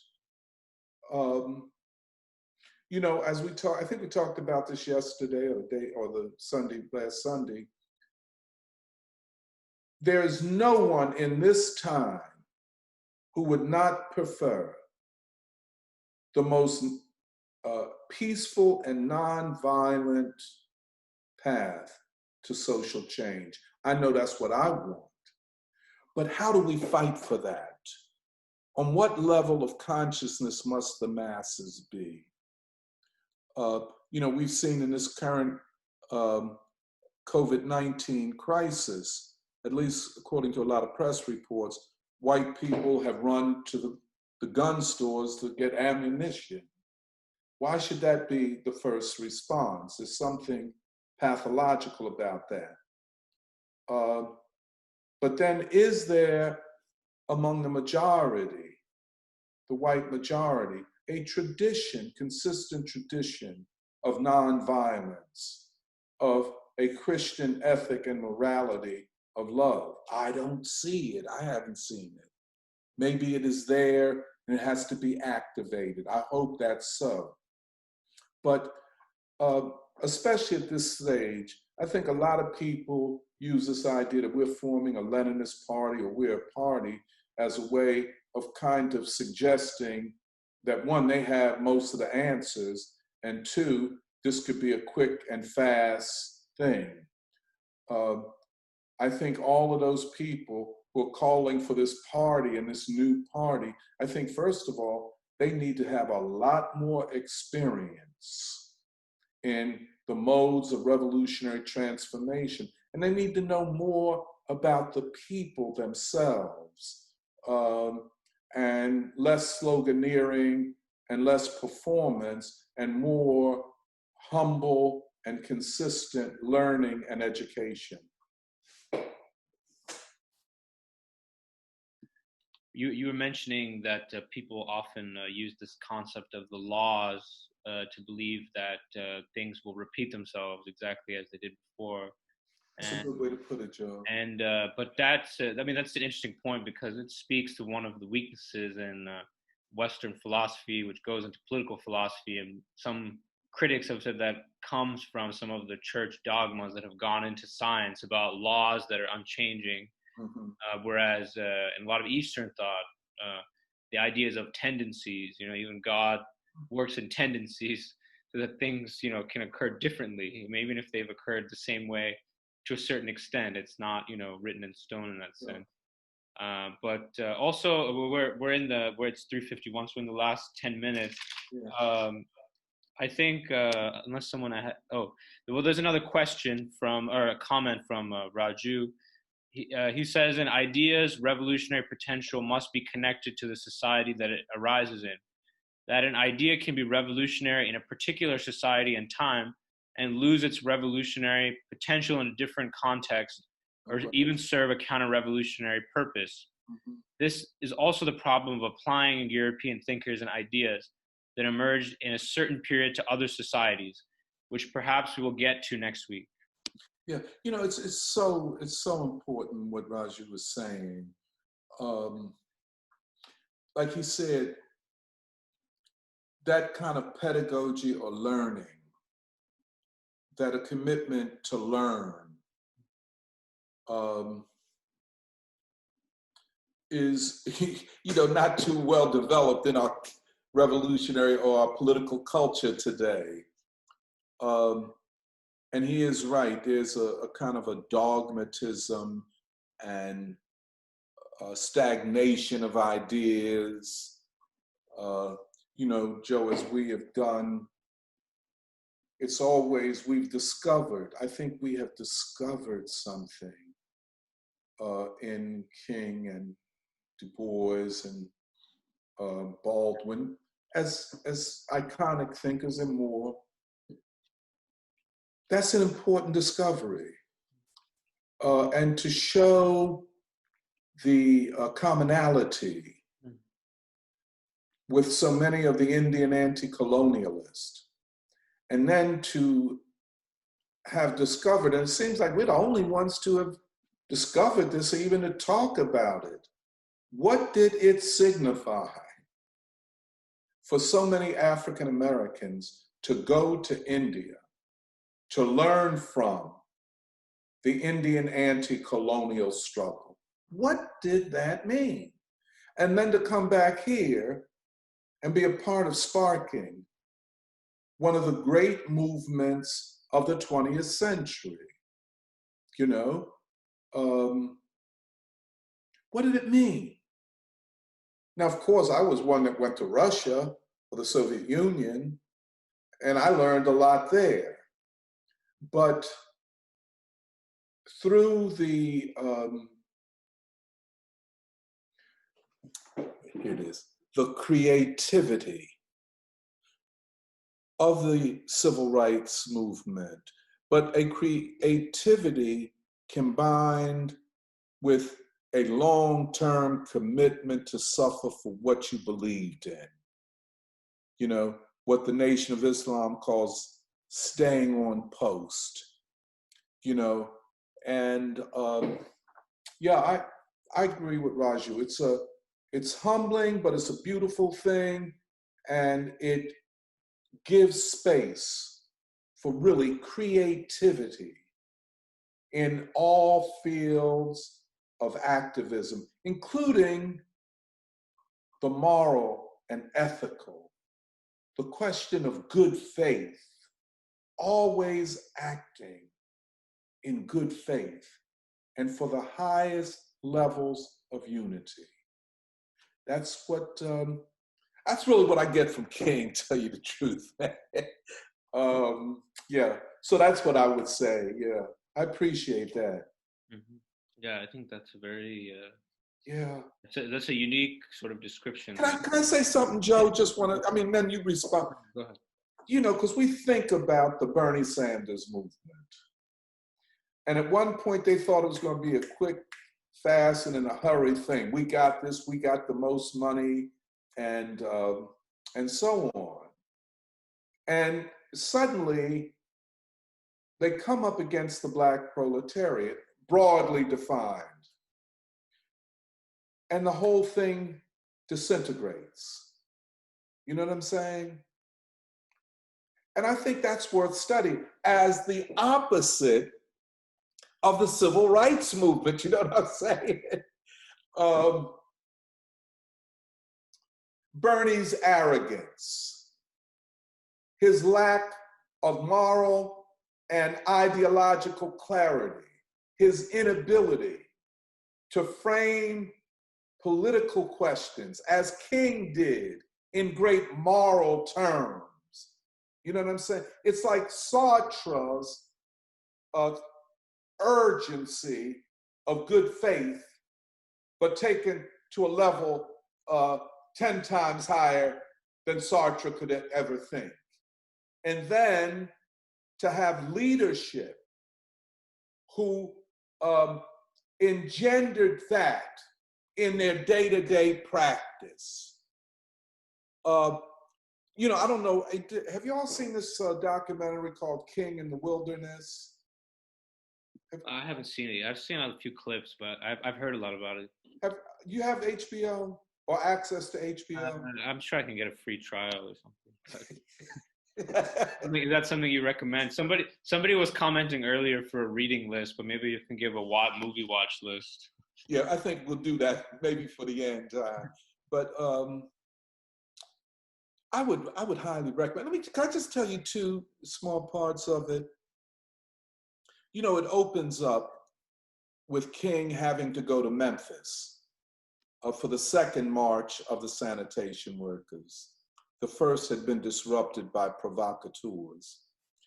And so the lady who was his assistant or secretary was going to drive him to the airport. And as he prepared to go out the door, his two little sons came to the door and said, "Daddy, Daddy, please don't leave us." You know what I'm saying? He says, "No, I'll be back. I just have to go and help people who are suffering." And they said, "No, Daddy, please don't leave us." It's almost as though they were anticipating the worst. And so he went finally and could get in the car. And the two little boys jumped on the hood of the car and said, "Daddy, Daddy, please don't leave us." It was so moving that he knew, like they, that his life was, that this would be the final test. And then there's another part where Harry Belafonte, you know, the great actor and activist, who loved Martin Luther King, even to this day, and you can tell it by his, you know, way he talks. And, you know, King had begun to have a twitch, an uncontrollable twitch. And and so it had suddenly gone away. And Belafonte said, "Well, Martin, you know, you don't have the twitch anymore. What happened?" Well, he said, "It went away." He said, "Well, what caused it to go away?" And King said, "I'd come to terms with my own death." And then, you know, after the Voting Rights Act is passed, he gives a speech against the war in Vietnam. And it was way beyond anything in its attack upon the US government than anybody expected. And so King says, "This is going to be my life." He said to his staff, Andy Young and Bernard Lafayette and those people, he said to them, "This will be my last campaign, my last great campaign." And he says, it's going to be war against war, poverty, and racism. And so the staff is meeting, you know, in Atlanta. The full-time these names might not mean a lot to a lot of people. C.T. Vivian, Bernard Lafayette, Cotton, I forget her first name, and all of them. And according to Andy Young, King cursed them out. He said, "You all don't support me." They said, because they were saying, "Look, Martin, we are tired. We fought all of these battles and we got the Civil Rights Act passed, the Voting Rights Act has been passed, and you need a rest and we need a rest." And King said, "No, there's no time to rest." And Andy said he cussed them out. And he knew that it wouldn't be long, that he had literally gone into the eye of the storm, that he was challenging the American empire at a level that was intolerable to them. And then, of course, when he gave that speech in February of 1968 as a homage to W.E.B. Du Bois, who was then made into a non-person. And when he said that all of his life, Du Bois had been a radical, and at the end of it, he became a communist. And why should we make a big thing of that? And he said, and what he was saying in essence is that it wouldn't make that much of a difference if he were white, because Pablo Neruda, great poet, was also a communist, Shauna Casey, etc. And at that point, he had freed himself from all of the ideological and political constraints of a movement that had to take into account the ideology of the Cold War. But I highly recommend it. I think we will see King in a way he's seldom seen, and especially for the younger generation and the not so young generation. That King is the King that we can turn to, the King that can inspire us and from whom we can learn. So that's all I wanted to say. Yeah, someone, Doe, actually shared the link to the documentary in the YouTube, in the comments on YouTube. Oh, really? Yeah, so at least it'll be there for a little while. Sometimes they take those off, but Who's that? Brandon Doe? No, this Doe from New York. Oh, hello, Doe from New York. Okay. If it's all right, we have one more question. Go ahead, man. Go ahead. Uh, You got me started now, man. From Hazel Scholl Rivera. She says, earlier it was mentioned that being is the ultimate question, and man cannot know himself if he did not know prior to himself. How does the miseducation of the history of oppressed peoples delay or affect the laws of development? Excuse my wording, I'm unsure of how to phrase this. Okay, could you just, the second sentence, could you read that one more time? The second sentence? Yes.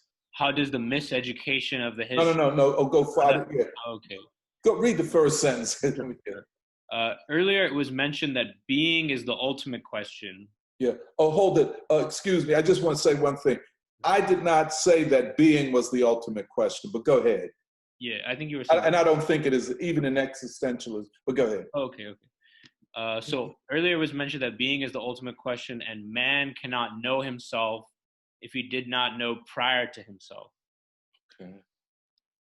How does the miseducation of Okay, let's stop right. I got it. Okay. I think I would just say to Hazel, there are some things that I think are a little bit confusing. For the existentialists, existence was the ultimate question. You know what I'm saying? And that is part of the agnostic, atheistic trend in existentialism, that man must take responsibility.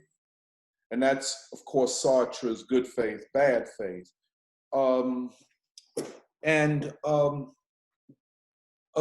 Yeah, so just go to the rest of it. Let me just, yeah. The rest of it is, the second part of it is, how does the miseducation of the history of oppressed peoples delay or affect the laws of development? Yeah, it affects them very, very strongly. And here is where the ideological struggle is so very important. People who think that ideas don't make a difference are not in touch with reality and not in touch with the reality of oppression and white supremacy. That is why billions and billions of dollars are spent on Hollywood movies. And even this idea of the artist as being above the ideological struggle. People who make such arguments obviously have never heard of Paul Robeson, or for that matter, Alice Coltrane, or Nina Simone. I mean, please. Artists have always had a responsibility not to cynically and pessimistically present what they claim is a radical reinterpretation of whatever. I mean, we are responsible to be clear and not to be cryptic and so on. So I think, you know, what she's saying, ideas are huge, and few know it as well as Black folk, because our history has been so distorted as a way of distorting us. And of course, the great James Baldwin always emphasized clarity in our understanding. And by the way, I think I just add this to Hazel's point, that remember, Baldwin always said, there is no Negro problem in the United States. The problem is a white problem. And that is so important and clarifying, because if it is a white problem, all of the talk of Black pathology and Black criminality and Black everything else then shifts to the causation. And the causation of all of this is anchored in the white population. And just to apply Sartre's good faith, but it is the height of bad faith for white people to act like the problem is a Black problem, because then it takes them off the hook. Yeah, they can be good liberals, but they cannot fight to change the situation until that recognition is a part of them. We have another comment, I guess more of a reflection from Grady Lights. Oh, okay. He says, your answers and comments point me to this tentative conclusion. Philosophy, ideology, psychology, and religion are in their diverse expressions so many languages of life, and as such, each have their grammar for liberation. Yeah. The problem with their employment and deployment for the liberation of working class people is a confusion of tongues. The I guess you would say ideologizing of philosophy and vice versa, the psychologizing of religion and vice versa. Yeah. Hold. Let me just get one thing. Now, I'm not proposing the ideologizing of philosophy, because I think they are separate, though interconnected projects. You can have ideology without philosophy, and maybe philosophy that doesn't claim to be ideological. I mean, but maybe you can challenge. I mean, I think he's proposing that that's the problem, is that people have tried to bring in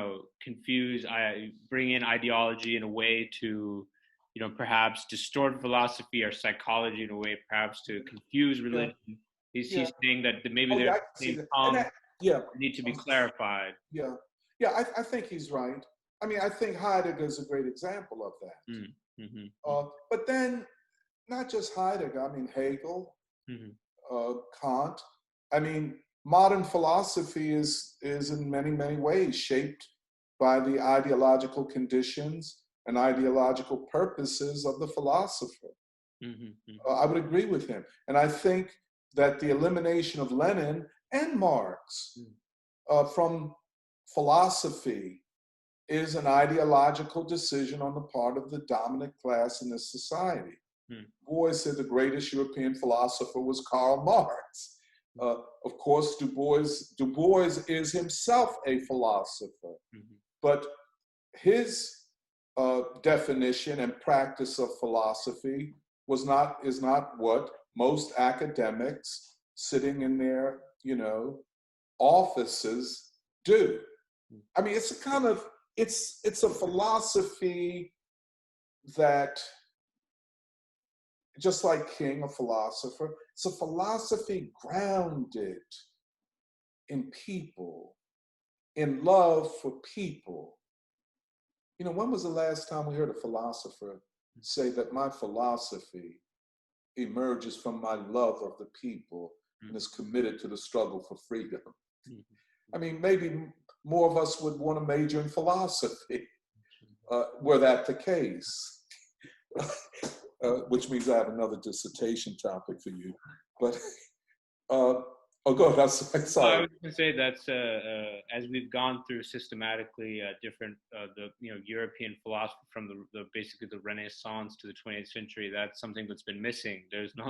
We haven't had a discussion about, the philosophy of love in Europe. I think because it's like you were saying, it's something that's not considered very important in European philosophy. Yeah. I mean, in fact, I think if they ever mention love, it's tied up again to the church and religious doctrines they're rebelling against. Yeah.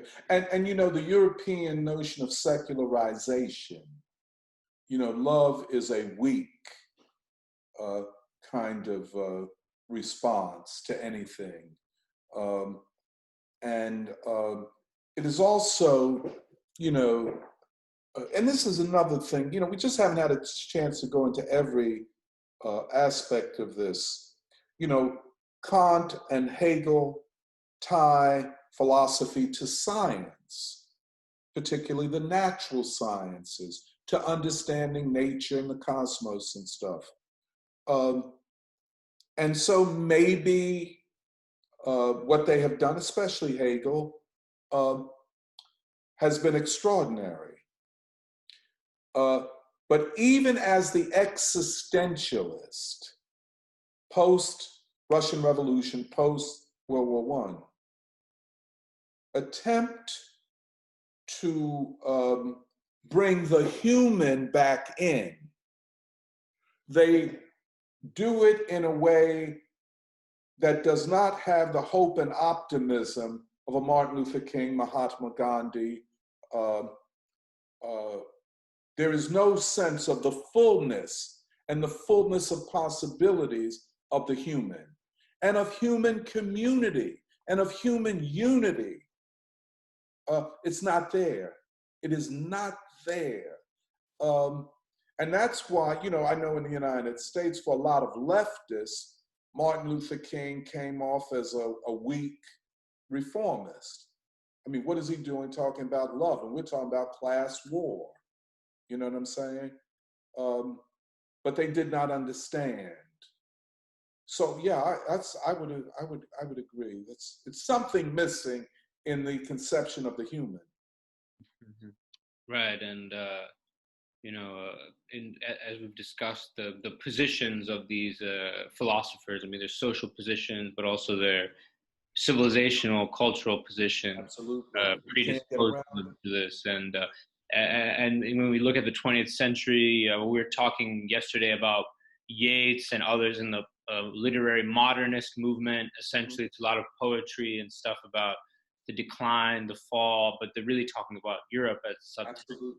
And I think perhaps it's similar with the existentialists. It's a sort of pessimism because for the most part, it's an inability to see beyond. I mean, the potential, the possibilities beyond, and the inability, Joe, to see the dark world. Right. I mean, you know, you get to Du Bois, and that's the starting point. Mm-hmm. And then you go to Europe, it's not even a part of the discussion. Right. You know, and so, you know, we're further along than the beginning of the end, but the end is in sight. Mm-hmm. And the question is, how do we usher in the new? This is going to be huge. And this is what we must work on. And this quick fix kind of thing, you know, okay, you may feel good today, but in a couple weeks, you'll be somewhere doing something else. Right. How do we bring about the new as the old is itself disintegrating? Mm-hmm. Absolutely. And, you know, I think next week we're going to get into a lot of, I know you mentioned you wanted to get into, we're going to bring in the African-American thinkers, philosophers. The future. The future, right. So I think, you know, it's 4:15, 4:16, so now might be a good time to, I'll just share with everyone that we'll be meeting next week at the same time, 2 p.m., Sunday, May 3rd. And if there's anything you'd like to say about what we're going to do next week, or if you have any parting words. Well, you know, we're going to do a synthesis. What is the meaning of the futuristic orientation, the hopeful orientation, the positive orientation of African-American social and ethical philosophy? Why, in the throes of the most horrible oppression, do African Americans remain the most hopeful? Now, that doesn't set the bar real high right now. And hopefully, talking about the future, we can bring in Sun Ra and Alice and John Coltrane, their visions, and to show, in a sense, how the philosophical and ideological shape and interact with the artistic and musical.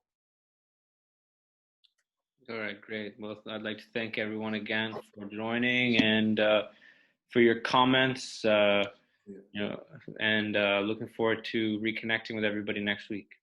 Thanks a lot, Joe. Appreciate it.